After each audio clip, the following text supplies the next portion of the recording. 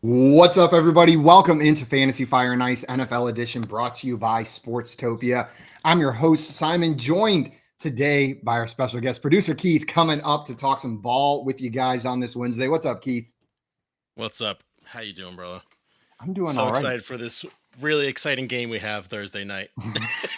This feels right. This feels correct. This feels like the Thursday night football that I've come to know and love. Is the Commanders Bears matchup? Are you going to be going for that Keith special this weekend? The no Oh, touchdown scored. you know what? I think this is as good of a time as any. Like, let's be honest. Like, Commanders, I'm not really too excited about their offense. And then also, listen, I mean, the Bears. I mean, maybe Justin Fields runs one in, but that's about all the offense we're going to see. So it's a perfect time for a Keith special, I think. It is a perfect time. Sam Howell single-handedly could prevent the Commanders from scoring a touchdown if he keeps his interceptions up. Usually, a really bad quarterback is a great predictor of a Keith special where no one scores points. So, What was the game last year? Was it the Colts Broncos Thursday night game that you got the 0 touchdowns on? Colts Broncos, that sweat, dude, was insane because I was in a bar and I was with a group of people and I told everyone that I had bet on this game $10 and I was on the line to win $700 and Broncos marched down the field, threw it into the end zone on the final play in overtime and then missed it, and it was pretty amazing. But it was a intense game. Who are some players that you like this game that you're gonna be playing, or if you're gonna start anyone?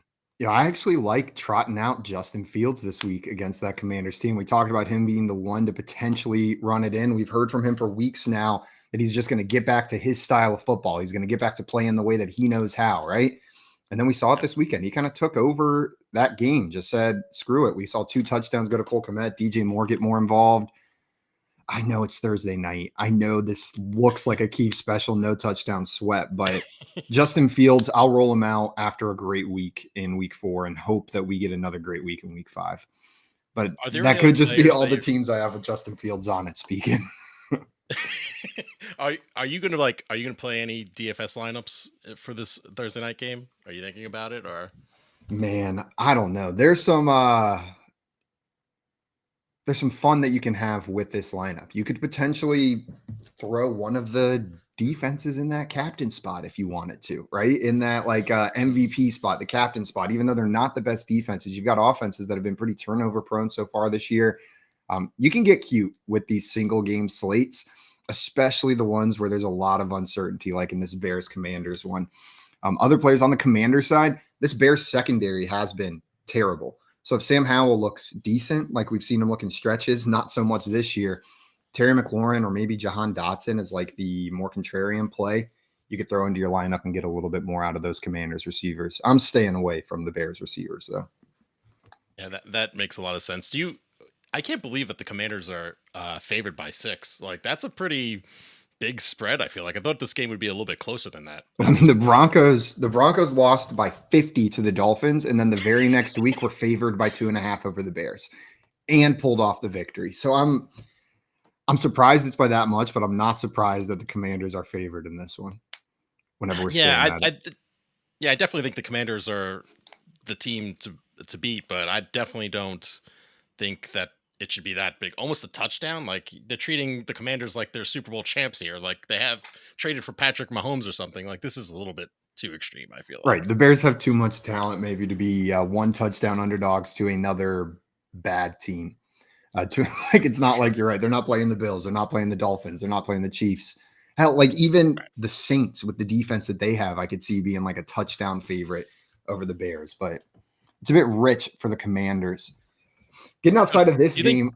Go ahead, Keith. Oh no, sorry. I was just gonna say, do you think Claypool's out? Do you think he's finally done with the Bears? He's done with the Bears. It's the nail in the coffin. Gotcha. It sounds like he's not practicing this week. He's not going to be at the game this weekend. You can drop your Claypool in redraft and Dynasty, though. Maybe go trade for some Chase Claypool before we find out where he's going to end up, because we've seen him be a very good football wide receiver. What do you trade for him? A can of beans? I mean, like, you could just there's no a 3rd or 4th round, like a rookie pick. You could probably throw just somebody whose value is about to like hit a cliff. You could trade away your aging players, your Robert Woods maybe, and get a Chase Claypool in a dynasty league.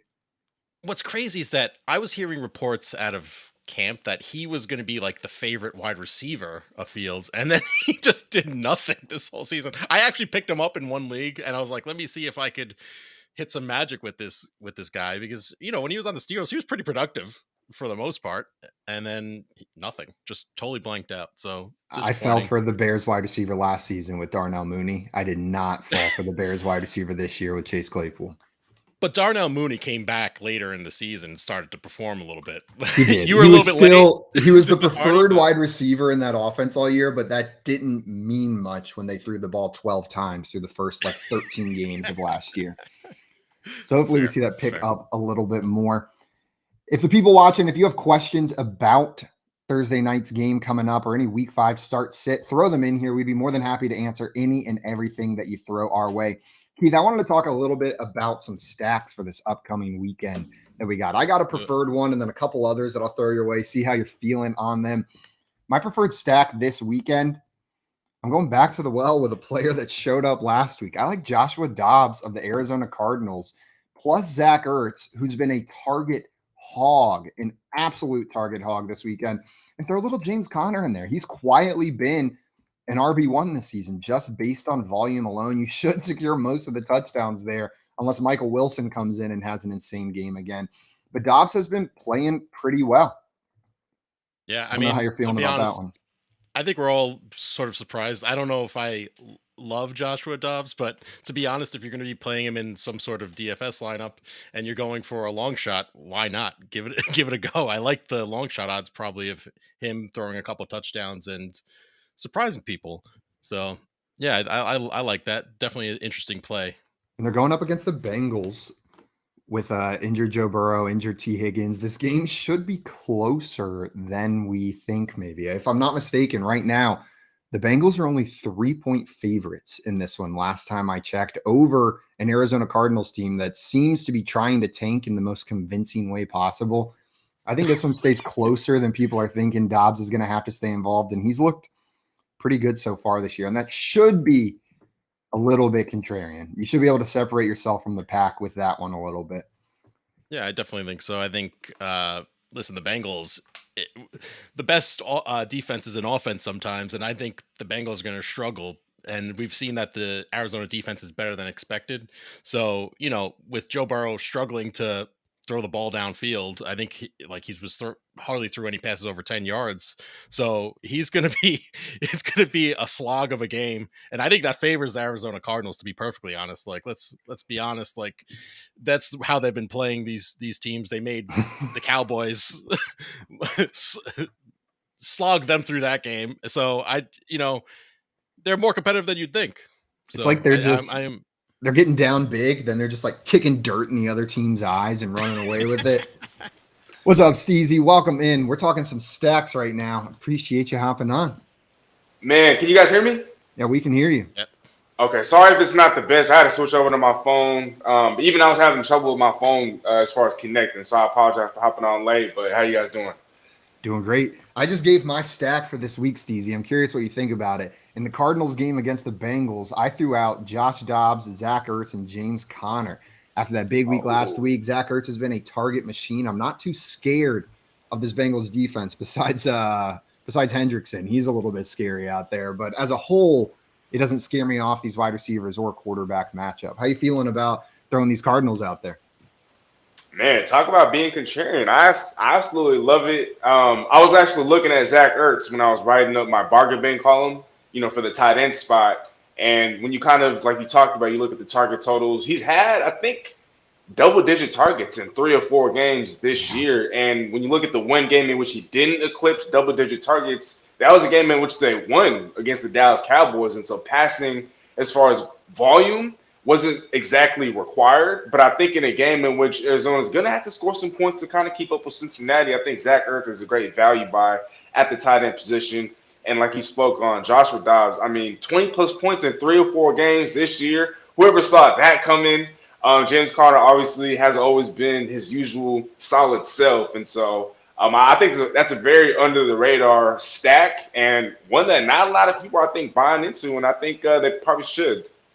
Man, if you would have told me at the beginning of the season that I would have been better off starting Joshua Dobbs through the first 4 weeks instead of Justin Fields, I would have called you a liar. I would have punched you right in the stomach. I would have said, what do you mean my 4th round pick isn't going to be better than the backup quarterback who just got traded to the Arizona Cardinals on the worst team in the NFL? Yet here we are. Bro, it's a surprise that he's even, I guess, still on a roster at this point. I mean, with how well he's performed, obviously he deserves to be on a roster. But when he initially got traded to the Cardinals, I was like, yo, once Kyler Murray comes back around, he's probably going to be out of a team. And so I think he's kind of played himself, into or out of that. And once Kyler Murray comes back, who knows? Maybe he's a valuable trade chip, or maybe they're just like, we're going to hold him off and we'll see what we have in Dobbs. But he's been very, very surprising, to say the least. The value of a backup quarterback has become more and more apparent in the NFL over the last few years. We saw Nick Foles win a Super Bowl. We saw the 49ers get knocked out of the playoffs because they didn't have a competent backup, right? And we saw Tyler Huntley stand in nicely for Lamar Jackson and help secure that playoff spot that maybe they wouldn't have gotten otherwise. So I think the Cardinals probably just hold on to Dobbs, and they're thrilled they got a solid backup behind Kyler Murray, at least for the time being. Maybe he's the QB and waiting there.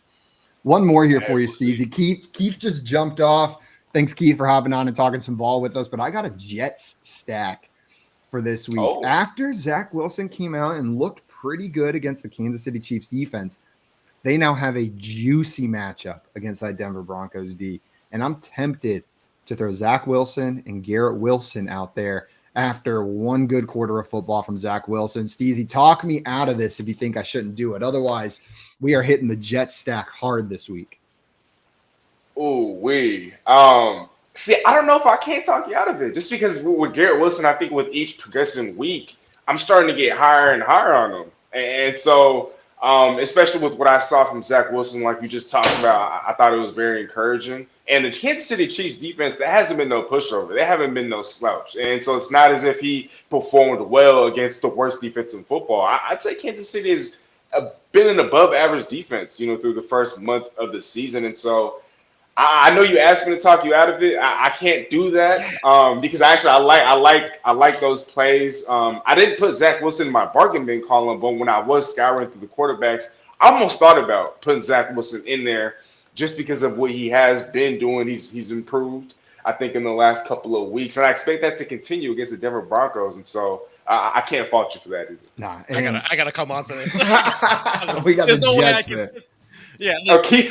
listen. No, there's no way in heck he's a good player. Zach Wilson is trash. Okay, so let's stop and act like he's a steal, dude. I've watched this guy for three years already, and this is the first good game he's had.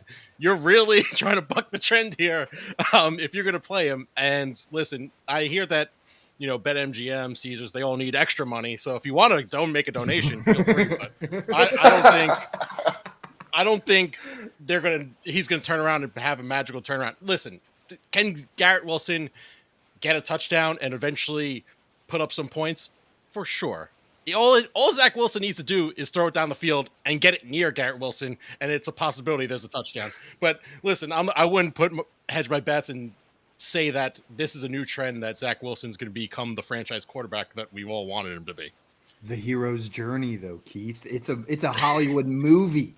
The way this is shaping up, right? Aaron Rodgers goes down week 1. The forgotten and shamed Zach Wilson with no preseason first-team reps comes in. He has to be the starter.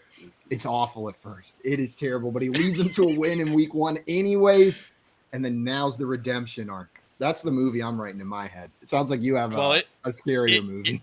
If the movie... Here's those ideas. I was going to say, if the movie ended today, it'd still be a bad movie because they still lost the game. So, yeah, but it'd be like that trend of early 2000s Disney movies, like Eddie's $1 Million Cook-Off, where the protagonist doesn't win, but it's all about like the journey that was along the way. Know what I mean? That was a trend. Sure now children's movies are flipping back where the protagonist wins every time. But there was a period there where they were trying, I don't know what they were trying to teach us millennials in the early 2000s, but like, hey, sometimes you lose and it's okay. I'm positive It is Zach has okay. made a couple friends along the way. Aaron Rodgers, namely, but that's about it. Just one. I will say, in defense of Zach Wilson here, I appreciate the Jets fan coming up and just ripping him to shreds. I mentioned he didn't. Oh, that's right. Keith is a Keith Jets fan. is a Jets fan in there. He couldn't Okay, handle I us see. talking good about Zach Wilson. This is a player who did That's why there was extra passion. exactly. Zach Wilson truly didn't have the reps with the first team during the offseason. This entire team built its plan around Aaron Rodgers at quarterback. They built the playbook around Aaron Rodgers at quarterback. And now we're sitting here with Zach Wilson, who went in week one with absolutely no prep going into this year.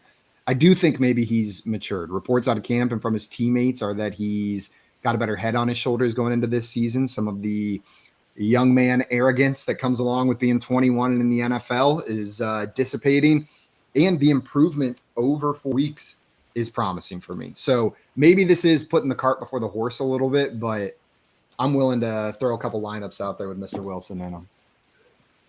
Yeah, and Simon, to your point, I don't know if you saw this. You probably did because this was trending, but there was a clip right after they lost to the Chiefs that kind of went viral, and it was Zach Wilson telling his teammates, "Yo, it's my fault that we lost, dog."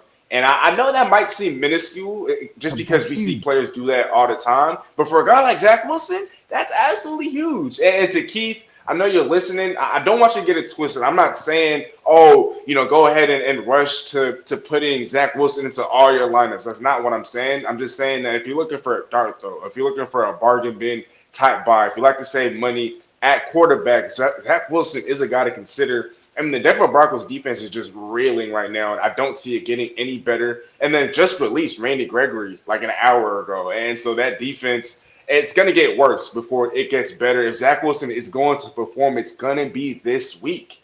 And so, again, I'm not mad at you with that. And just the signs of improvement, the signs of maturity. I think it's starting to come together, and it's only going to get better moving on. And against a defense as bad as Denver's, I don't see how it doesn't. Man, Keith over there just laughing to himself as I go and put in my lineups. He's gonna watch his game on Sunday and be like, "You fool! I told you Zach Wilson was garbage." I tried to tell you I was on the Wednesday show. Yeah, Simon, set Venmo the money to me, and I'll put it in for you. And when you lose, it'll be fine. You'll pay out the equivalent of what I would have won. Keith just taking that money right there. Well, before we move on, we had some questions coming here in the chat. First, our friend Better Boss, what's up, Matt? Saying, I'm just waiting for Cincy to put Burrow on IR. Their O-line is terrible, and he's taking a beating. Steezy, you think that's a possibility that we see Joe Burrow get put on IR? Maybe the Bengals just say, hey, we're out of this for this year. I think until they lose a couple more games, then that becomes, somewhat of a possibility. But right now, nah, there's no way. I mean, you just signed him to the richest contract in NFL history. I understand the situation around him isn't ideal nor optimal, but you got to ride this out. He got to go through some more adversity. Man, but that team is getting beat up, man. T. Higgins out. O-line getting more injured every week. Joe Burrow not doing so well. We'll have to hope. JAC in here had a trade question for us. Wanted to know, should I trade Ramondre Stevenson for Hollywood Brown? So Ramondre has had to compete with Zeke for some touches over the past couple weeks here after a quiet week one from Zeke. Steezy, you making this move or are you holding on to Ramondre? See, when it comes to questions like this, I'd always appreciate it if there's a little bit of context. So we got I'm not saying I can answer PPR. the question. That's a little bit more context, but not too much more on the rest of the team build. Okay, so 0.7. Oh, okay, interesting. 0.75 PPR. See, if I needed a receiver, because he has been performing like a wide receiver 3/flex, if not a low end wide receiver 2. I've actually been very, very impressed with Hollywood Brown and how he's been performing statistically with Josh Dobbs and the Arizona Cardinals. Straight up, without any sort of additional context, straight up, I'm not. Just because I do think that Ramondre is due to bounce back, and I do think that throughout the course of the season, he's going to be the more valuable player. But if you have a running back or two to spare and you need another wide receiver, make the trade. But as far as just straight up, no additional context, I'm not making this deal. Man, the one thing, I think I'm on the other side of this one. I think I'm taking Hollywood Brown. He's had a quiet week one, but since then has been pretty consistent with Joshua Dobbs out there. If we hadn't gotten the report that Kyler Murray's return was unknown, I'd probably be on the Ramondre side here. But for the foreseeable future, Joshua Dobbs is the quarterback there, and he likes Marquise Hollywood Brown.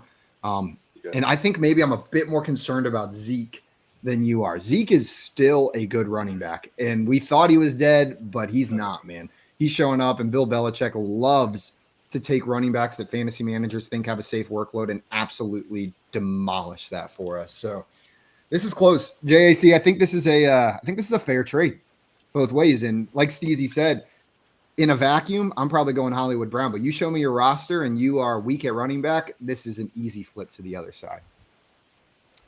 No doubt. And real quick, Simon, I just think that with Ramondre, the matchup just haven't been there. I mean, New England's out here getting blown out. I understand he is the guy out of the backfield to catch passes, and so maybe he should be contributing a little bit more in that regard. But I mean, Dallas last week, they've had the Jets. I just think that the matchups haven't been there. Once the matchups get easier and they start piling on a few more dubs, maybe his outlook gets a little better, but I do think that is a fair concern with the whole Zeke thing. So, again, you can't really go wrong with that trade.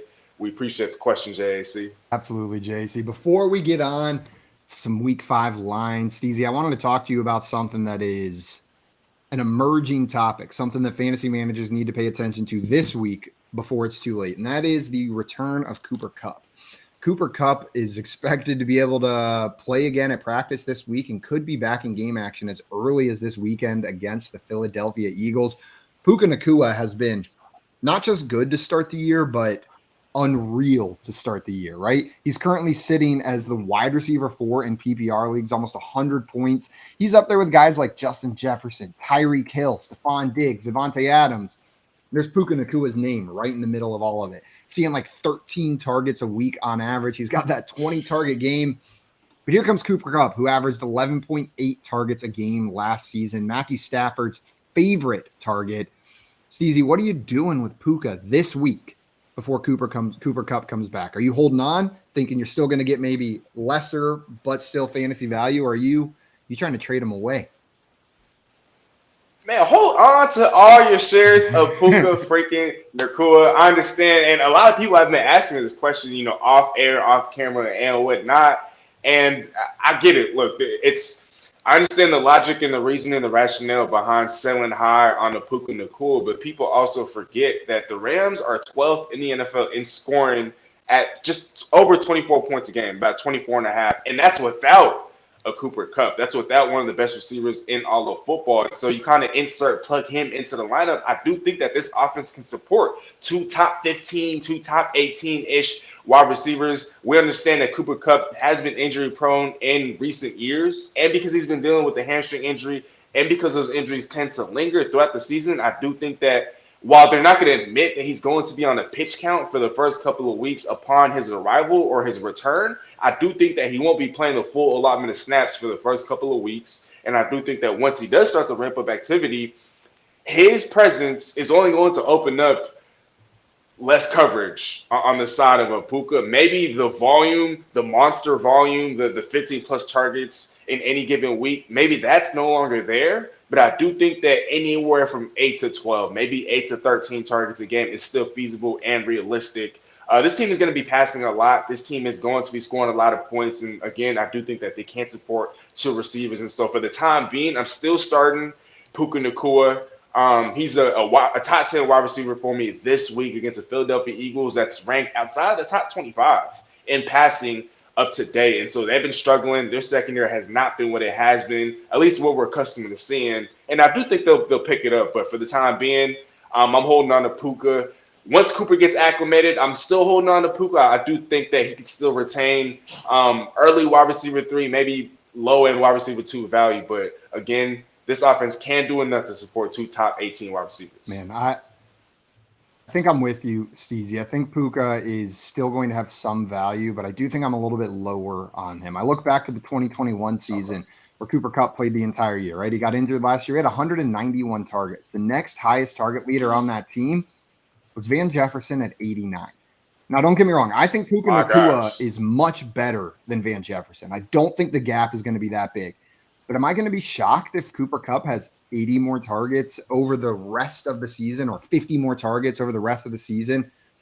Absolutely not. So that safety you got from the volume of Puka Nacua is going away. He has not been a touchdown guy. He's a top 5 PPR wide receiver with only 1 touchdown this far on the season. And if you think Cooper Kupp's return is going to lead to more touchdowns for him. Cooper Kupp is Matthew Stafford's favorite red zone target. Like, that's the dude that he's looking for. So I think the consistency is what's going to go away here. You're still going to get some big games out of him, but it's not going to be every week you're thrilled with him out there. But with Cooper Kupp coming back, I don't think you're going to get enough trying to trade him. Everyone knows Cooper Kupp is coming back. You're not pulling one over on your league mates. So you're better off just holding him and keeping him in your lineup as a wide receiver 3, maybe with some upside, whereas right now he's sitting at wide receiver 1. Yeah, it's not like people invested a high-end draft pick in a Puka Nacua anyway. I mean, chances are you got him off the waiver wire after week 1 for nothing, or maybe a good chunk of your free agency budget. But I think when you kind of look at it from that perspective, you didn't use much to get him anyway. And so in trying to get off of him, you're not going to get wide receiver 1 value in return. So I think you're better off, like you said, just holding on to him. And when those big games come, because they will come, you'll be surprised. Man, the Rams have been a waiver wire gift this year. I'm just thinking about all those vampire leagues out there. You ever heard of a vampire league, Steezy? It sounds So, familiar. like, there'll be 12 I've definitely teams. heard of it. 11 teams will draft, and then one team creates their team off of only waiver wire guys. And then every single week, they've got first access to the waiver wire. They can take whoever they want off the waiver wire before anybody else does. If they beat you, they get to steal one player from your team. And it goes like this throughout the season to see if the vampire team that started with only waiver wire guys can steal enough wins to build this super team by the end of the year. It starts snowballing. But this year's a pretty good year for it. You could have Kyron Williams and Devon Chan and Raheem Mostert and Puka Nacua and Tutu Atwell, Josh Dobbs. Like, you could put together a damn good team in a vampire squad. league this year. Zach Ertz at tight end. Yeah, you're set. You're absolutely set. And then, are you starting kickers and defenses in a vampire type setting as well? I hope not. That sounds like too much for a vampire league. I'm not in one this year, but that sounds like too much. The only reason why I brought that up is because the Rams would have another candidate, their kicker, Brett Maher. And I understand kickers and defenses aren't super popular, but Brett Maher is a second-ranked kicker in fantasy right now, for what that's worth. And if kickers are in your league, kickers matter. I just lost a matchup because my opponent started the freaking Cowboys defense, and I had the Steelers defense. It was a difference in the game right there. You got to make it happen. Oh, yeah, the Steelers, I think, had -6, and then the Cowboys had 20+. Yeah. And so there's a way too big of a difference. 28 to -6 didn't do many favors for me. A 34-point swing just from my defenses was difficult to come back from. That's massive. All right, well, Steezy, we are going to get into a game of Fantasy Feud here. Our friend producer Keith is coming up to play along with us. Before we get into that, though, I wanted to remind everybody about the Fantasy Sports Logic Contrarian Edge Optimizer. I've been using that to help me find some of those 6 stacks, some contrarian picks going into each and every week. And as we head into week 5, you can start a 7-day free trial for only $1. Scan that QR code on the screen, try it out, and get some of those week 5 lineups in ahead of Thursday Night Football. Keith, your first time playing a game on here. You ready? I know, it's pretty Steezy. If you lose, man, this is gonna look bad for you. Because I am are not high good at trivia. for one of you. I might take it I might go a little easy though. I might go a little easy. We'll see. Steezy putting the training wheels on. Simon, if I buzz in and say Steezy's name, does he have to answer the question? Yeah, absolutely. That should be a new rule, I feel like. Oh, that's fine. That's fine. All right, well, everybody watching, if you've never played this with us before, we got some Fantasy Feud for you. I'm going to have 7 questions, like name the top 7 PPR running backs from week 4. If you think you can name all of them, you buzz in by saying your name. You're going to have 3 strikes. That is 3 wrong attempts to name all of the players and or teams and or games that I'm asking you to mention. If you get all of them, you're going to earn all those points. But if you get 3 strikes before you get the last one, your opponent will have the opportunity to steal each and every single one of those points just by naming one that you haven't named. We'll go like this through 4 rounds. Whoever's got the most points at the end is our Fantasy Fortune champion or Fantasy Feud champion for today. You guys ready?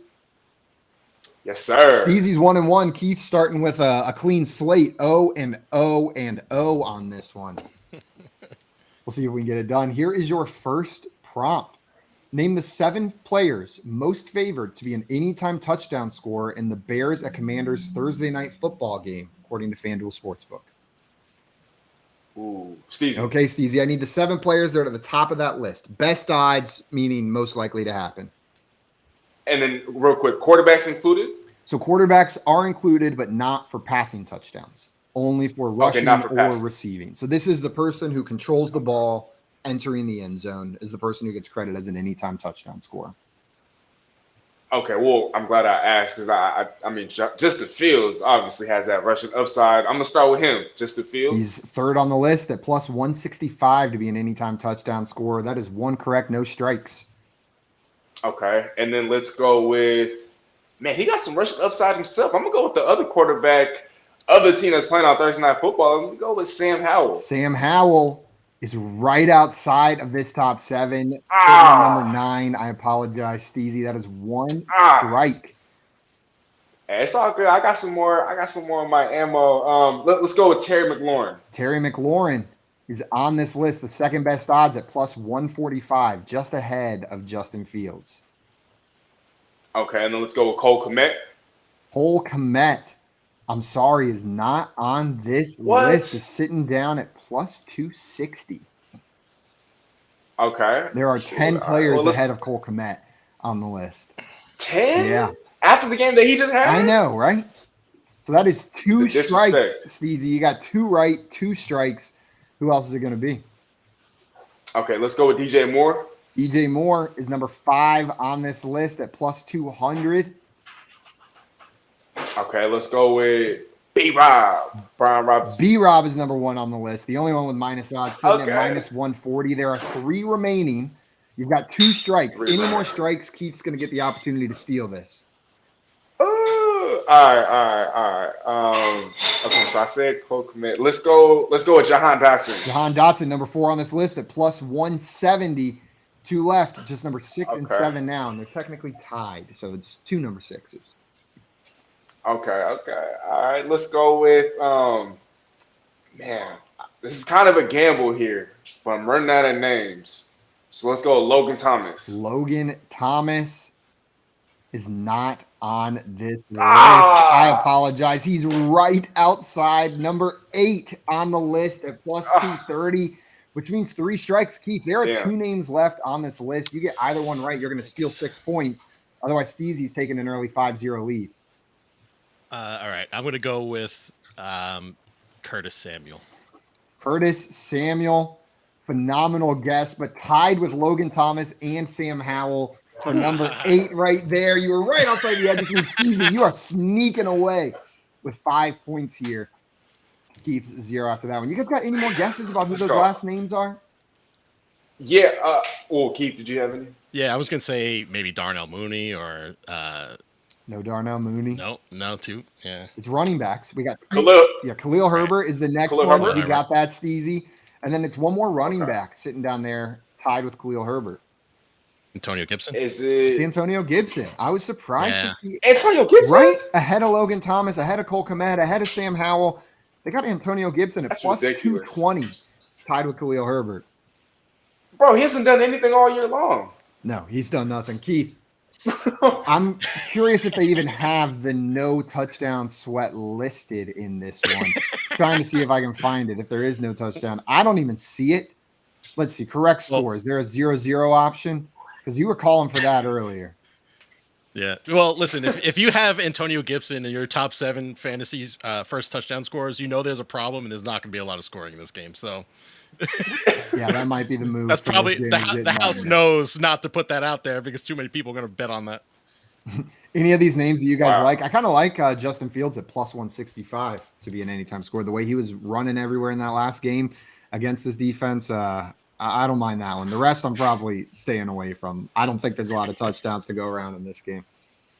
I think for me, I was going to say Justin Fields. I'd say B-Rob. I just think that every running back that's kind of gone up against the Chicago Bears this year, you look at Aaron Jones, you look at Isaiah Pacheco, heck, even Clyde Edwards-Helaire got into the party last week. Jaleel McLaughlin of the Broncos, and I just think that once you see the Chicago Bears, on the schedule, and if you're a running back, that means it's time for you to feast. And so I like B-Rob there. Another guy, DJ Moore, I think he's starting to finally come on. He's getting hot at the right time. I think with the Bears kind of what's his name, exiling Chase Claypool, that kind of opens up a little more opportunity as far as snaps. And so DJ Moore, B. Rob, and Justin Fields. Those are the guys I like. DJ Moore, B. Rob, and Justin Fields, throw it out there. Well, Steezy, you got an early lead here, 5-0 before we move on to our next one. Keith, Steezy, you ready? Oh, I'm ready. Here's what we got. Name the 6 players most favored to lead the league in regular season interceptions, according to the FanDuel Sportsbook. Man, I'm okay. Who's it going to be? You said 6 guys, right? 6, yeah. Okay, Steezy. Okay, Keith is playing the steal strategy, is what he's got going on. I'm gonna get that. Okay, it's not a bad idea, by the way. But I'm gonna start off with Daniel Jones. Daniel Jones is number 6 on this list at plus 1,000. Wow, he's only 6. Okay. Let me go with. So, all right, let me just interrupt this. I thought this was cornerbacks, and I was like, all right. That's what threw me off. I was like, I'm not going to name all these cornerbacks. There's He's no way. Sitting there like Sauce Gardner and I don't know. Diggs is injured. Yeah, exactly. That's exactly what's going through my mind. Let me go. Kenny Pickett. Kenny Pickett is not on this list. Ooh, okay. Joe Burrow. Joe Burrow is not on this list. That is 2 strikes early for you, Steezy. Okay. Gosh. Okay. I hate to bag on a rookie because he hasn't been impressive, to say the least. But let me go with Bryce Young. Bryce Young is not on this list, which means 3 strikes. If you can name any quarterback, Keith, of the other 5, you will steal 2 points and get on the board. All right. So Steezy said Bryce Young. What was the other names he said? I'm sorry. Bryce Young. Kenny Pickett. Daniel Jones. Wow. What was the other one? Joe Burrow. I'm gonna go. Joe Burrow was the other one he said. That's right. To lead the league in regular season interceptions. All right. I'll go with Zach Wilson. Zach Wilson at plus 900 is number 4 on this list. Zach Wilson is earning you some points, Keith. You know what? Zach Wilson's a good guy. I like him after all. He's The other names on this list, sitting at number 1 ahead of everybody else, is Josh Allen. Josh Allen is at 600 to lead the league in interceptions. And then right after him, perennial interception thrower, Matthew Stafford at plus 700, sitting right there. We got the aforementioned Sam Howell, 3rd on this list at plus 800. He threw like 8 in one game, so that might be enough to get him up there alone. And then tied with Daniel Jones at 5th and 6th on this list is Kirk Cousins at plus 1,000. Kirk? The other names we got, names. Kenny Pickett at plus 2,000, a bunch of names ahead of him, Bryce Young and Joe Burrow all at plus 2,000. So you were loving those plus 2,000 guys to lead the league, Steezy. Hey, I'd actually make those bets in real life. So if y'all listening, man, those are some names to watch out for. So it definitely the thing that throws this survey off is that it's all about people who throw the ball a lot and not about people who stink, because people who stink don't get the chance to throw the ball. So it almost backfired with me on Zach Wilson because they didn't really let him throw the ball a lot before. So, but he has such a negative public perception that the sports books are willing to put him up there as an interceptions leader. I'm with you. I think there's no way he actually leads the league in interceptions. They're not going to let him throw the ball enough to do it, even if he has one of the highest interception rates in the league. But some of these other names, I don't mind. Stafford at plus 700. I know he's 2nd on this list, but that seems like a little bit of a deal. He should be sitting up there at least tied with Josh Allen for 1st overall. That dude loves an interception. So? I think so, man. Wow. Even with Cooper Kupp coming back, he led the league in interceptions with Cooper Kupp on that team. I think he can do it again. I believe in you, Stafford. I'm a Seahawk guy. I don't know why I'm defending the Rams. Never mind. Take it right. So right now, who do you think is in the lead with the most interceptions? Ooh, Sam Howell. Nope. Is it Josh Allen? He's tied for 3rd. It is not Josh Allen. Nope. Is it Desmond Ridder? He is. No, it's no. not. Actually, he hasn't accumulated enough volume. I'm sure. So Steezy was right. Number 1 right now, tied for 1st, is Daniel Jones and then Jimmy G. And then following that out is Justin Fields, Matthew Stafford, and then Sam Howell. And they're all tied. Well, Jimmy G and Justin Fields both sitting at plus 1,200. They were the next two guys on this list to be the interceptions leader. But I think we got the same problem with those two guys. I don't think they're gonna chuck the ball enough for them to be the interceptions leader. And I think Jimmy G's too boring to lead the league in interceptions. He's not exciting enough. He's no Jameis out there chucking the ball 50 times a game, no care at all for if it's going to be intercepted or not. And heck, we don't know if he's going to play enough games. Yeah, you're right. Yeah. We don't know if he's going to be out there. I was going to say Jameis could fill in for Derek Carr and still be the interceptions leader. Just one game. Oh, not my man, Jameis. I just want some Jameis starting in the league so bad. The NFL is more fun when Jameis Winston is a starting quarterback. That dude, who was I think it was Foster Moreau. I was watching an interview with him, and they were asking him like what Jameis Winston is like as a teammate. And he's like, I haven't been there long, but that dude's wild, man. He's like, that dude. He's like, the story is something like they're going out there to like knee the ball down at the end of practice, and Jameis is leading it. And he gets in the huddle and just like is hyping everyone up, like getting them psyched. And this is to knee the ball at practice, right? To end the practice. And like at the end, and he just looked around like, what the hell was that? But Jameis is apparently that dude for his teammates. He's out there. It doesn't matter what's going on. He's getting everyone hyped up. Awesome. Hey, you love to hear it. Everybody needs a hype man. All right. Well, Keith, you are in this game. It is 5-2 after 2 rounds. We got another one coming your way, though. You ready for round 3? Keep them coming. Do it. Name the 7 running backs that are currently top 12 PPR running backs that had an ADP outside the top 24 running backs. Ooh, okay. Ooh, outside of the top 24. There's 7 of them? There's 7. 7 of the top 12 PPR running backs through 4 weeks were drafted outside the top 24. Okay, Steezy. Okay, Steezy, give it a shot here. Okay, so Kyron Williams. With the steal strategy again. Kyron Williams, currently the number 3 running back, was drafted as the 81st running back off the board during draft season.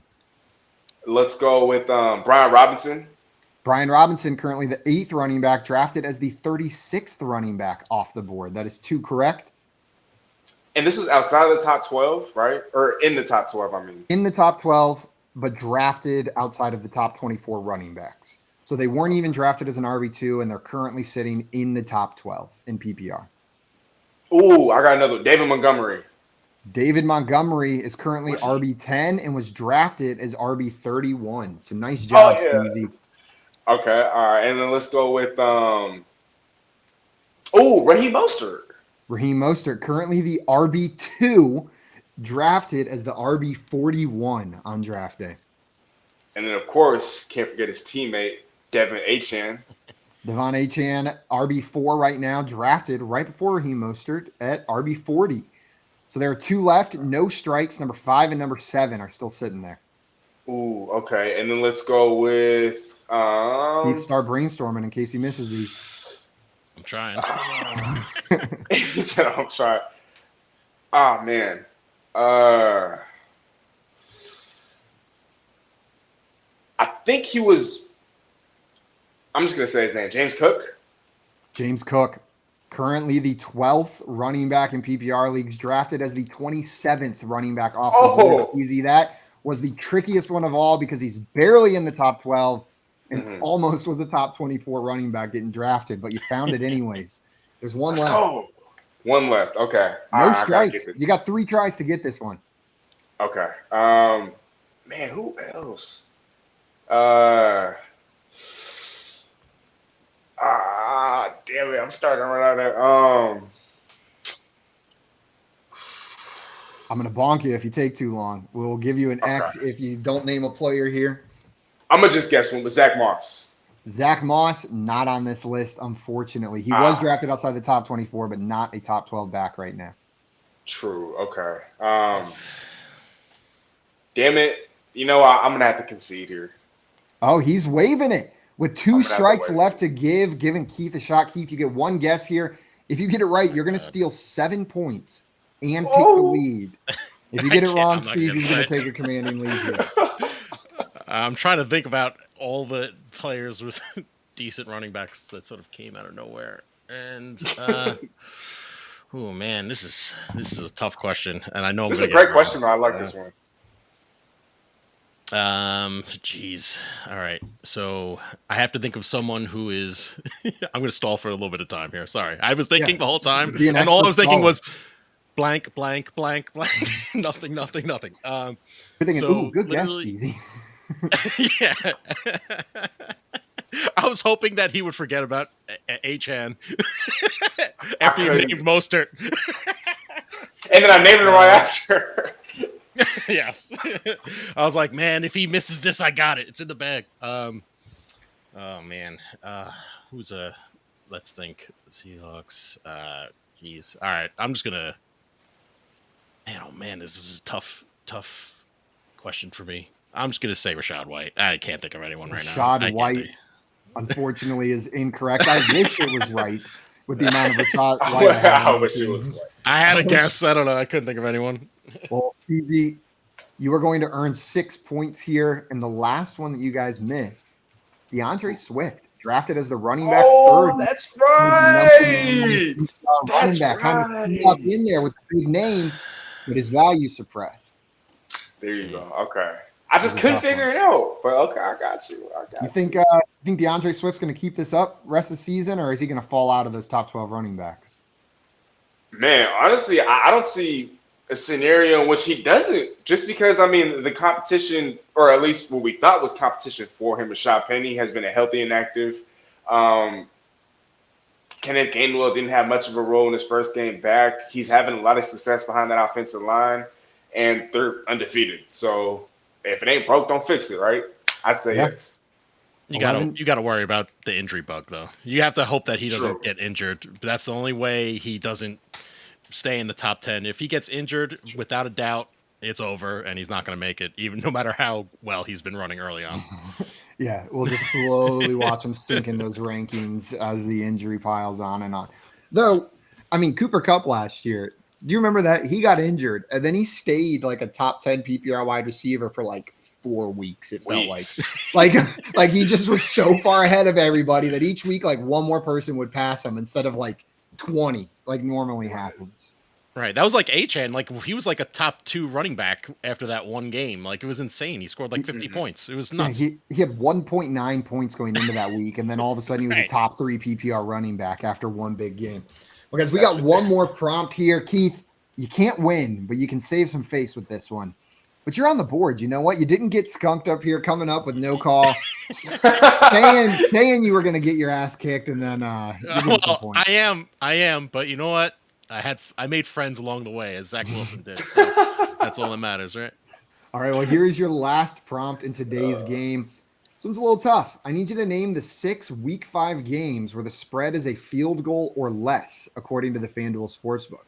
So these are the 6 games that are close this week. Oh my God. Wow. Okay. Field goal or less. So that would be 3 points or less on the spread there. Okay, Steezy. Okay, Steezy's playing. Beat you just barely. Buzzer beater ahead of Keith on that one. Steezy. All right, let's go. So for my first matchup, we're going to go with the Saints at the Patriots. The Saints at the Patriots. The Saints are 1-point favorites in that one. So that is correct, Steezy. Okay, that's essentially a pick 'em. Let's go the Titans at the Colts. The Colts are 1.5-point favorites at home against the Tennessee Titans. Nice job. That is 2 correct. Okay, let's go with Houston at Atlanta. Falcons are 2.5-point favorites in that one. And I'm not sure how I feel about that, given the way CJ Stroud's been playing. I might sprinkle some on Houston as 2.5-point dogs on that one. Oh, easily. Houston money line. I love that for Houston. I'm taking the Houston money line as well.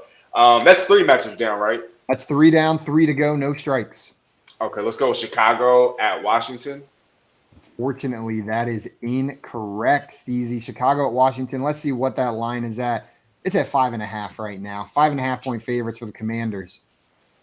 Even though we're talking about that a little bit earlier, seems like a big spread for a Commanders team that hasn't been that impressive so far. But I guess the Chicago D is just that bad. My gosh, that's a little too much for me. Let's go with, I think, Philadelphia, LA. Philadelphia, LA, unfortunately, is incorrect as well. 4.5-point favorites are the Eagles, which means that is 2 strikes. You got 3 right, but 1 more wrong, and Keith's going to have the opportunity to steal. Oh boy. Okay. I'm down to 2 matchups here. I think I'm gonna roll with the Jets at the Broncos. Broncos are 1.5-point favorites against the New York Jets. That is absolutely correct. And I bet Keith was holding on to that one, hoping you wouldn't get it. And Zach Wilson was involved, so I had to take that one. Let me see. I got 1 more, right? Or there's 2 more. 1 or 2. 2 more. 2 more. Gosh, let's go with Baltimore-Pittsburgh. Baltimore-Pittsburgh, unfortunately, is incorrect. Okay. That is that your 3rd strike there on that one? That is your 3rd strike, Steezy. Baltimore are 4.5-point. Wait, no, I'm looking at the wrong game. Baltimore are 4-point favorites against the Pittsburgh Steelers. They're 4.5-point favorites next week, if anyone cares, but 4-point favorites this week. Keith, there's 2 left on this list. If you steal, you're going to get 4 points. Can you name either of the 2 games that have a 3-point spread or lower? I'm going to go with Cowboys 49ers. Cowboys 49ers, unfortunately, is incorrect. Come on, man. That's a good guess, I think. 3.5 points for the 49ers. You lost it by 0.5 point on that one, but that was a really good guess. You know what, Steezy, I'm coming to Seattle. Can take you out after this embarrassing loss. I'm looking up flights right now, going on kayak, and we'll sort this out man on man. Okay. Hey, that sounds good. Sounds like a plan. Steezy wins 14-2 for the time being until Keith gets to Seattle. Maybe that score changes once he gets there. The other 2, Keith, I thought you were going to get this one because we talked about it a little bit earlier on the show before Steezy got in here. Cincinnati Bengals at the Arizona Cardinals. The Bengals are only 3-point favorites. That seems wild, doesn't it? Steezy, how do you feel about the Bengals only being 3-point favorites against this Cardinals team? Honestly, I'm not mad. I'm really not. We don't know if T. Higgins is going to play. All the reports are saying that Joe Burrow is going to play, but at this point, are you better off with him not playing? I mean, I know I stated a case for him to keep playing, but at this point, given his struggles, given the injuries, with T. Higgins, Jamar Chase hasn't completely been himself. I know the last couple of weeks he's been bouncing back statistically, but I'm not mad at it. Arizona surprised a lot of people. They've defeated the Dallas Cowboys, and they've played a lot of teams tough. They weren't going to beat San Fran, but I thought that they played San Fran pretty tough last week, and so no, I'm not mad at it. And Arizona's at home too, so I'm not mad. I'm a little surprised, but I'm not mad. Man, if Joe Burrow doesn't play, who are we getting in? Jake Browning, the rookie? Is that who's the backup on that depth chart? I think they got A.J. McCarron on the practice squad, but that would be real rough for that Bengals team. Keith, thank you for coming up and playing some Fantasy Feud with us today. Got on the board, 2 points. Not bad. You know what? My favorite player's number, Zach Wilson, so you know what? I can't be okay. mad at it. Number 2. We're both losers. Both losers on this blessed day. The joy it is to be a Jets fan. Man.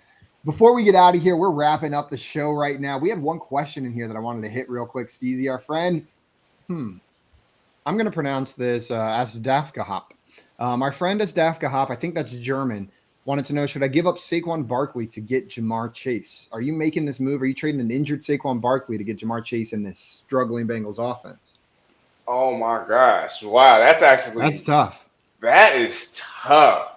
I guess just straight up, without any sort of roster context, I'm making this move, regardless of the needs or however my roster is constructed. I just think that season long, Jamar Chase doesn't have the same sort of injury bug that Saquon does have, and he's just a better player. I mean, you were taking Jamar Chase top 3 in drafts, all your drafts. Barkley was probably going top 12, top 15-ish, and I'm gonna have to go Jamar Chase. Yeah. I'm with you. I'm taking Jamar Chase here. I feel a little bit safer. I know that offense is scary right now, the Bengals offense, but so is the Giants offense. That offensive line is doing their best to get the quarterback and any running back touching the ball behind the line of scrimmage murdered on every right. Like that's what it looks like. It looks like they hate Daniel Jones and they're trying to get him killed on the football field.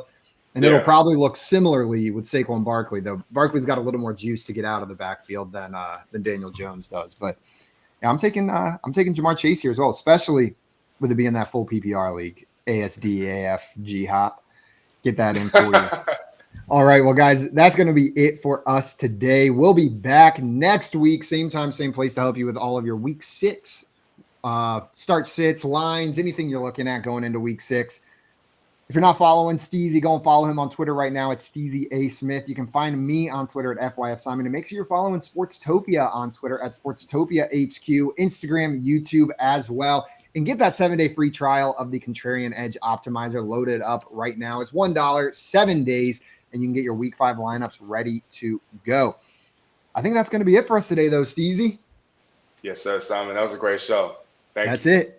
Everybody watching, we'll be back on another time. Until then, though, we are out of here. Enjoy your Wednesday and enjoy your Thursday night football, as difficult as it may be with that matchup. Adios, everyone. Peace.